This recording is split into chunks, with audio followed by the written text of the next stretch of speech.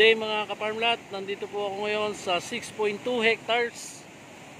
Ang nasa tapat po ng 6.2 hectares ay magandang batis.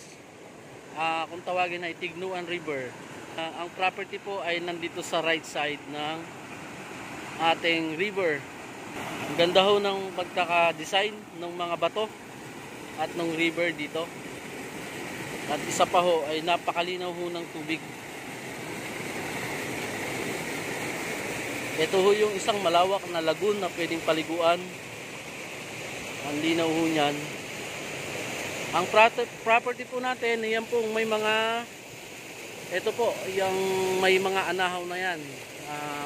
Karamihan po ngayon, gubat, punong kahoy, pero yan po ay tituladong lupa na ang front niya ay ito pong river na to.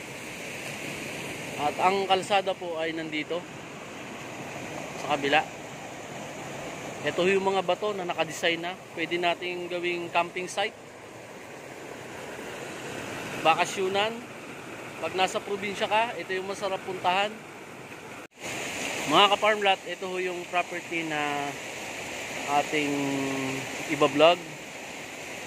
Ang property ay 6.2 hectares na titled siya at nasa tapat ng Tignuan River. Yung river po ay hindi natin pag-aari dahil ito po ay may easement dun sa mga may tituladong lupa. Pero ang kagandahan, nasa front natin itong magandang river na to.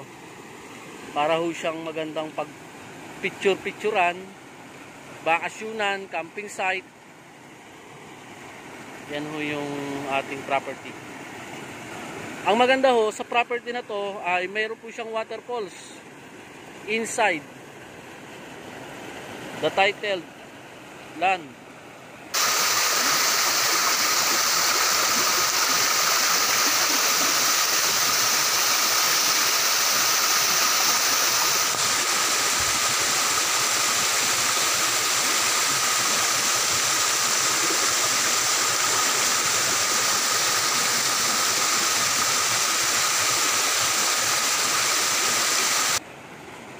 At ang maganda ho ito, parang mga pangbatang pangbata ho yung ilog naman. Pwede dito yung mga bata. Ito naman, medyo malalim po itong portion na to. Kaya ito yung pwede sa matatanda.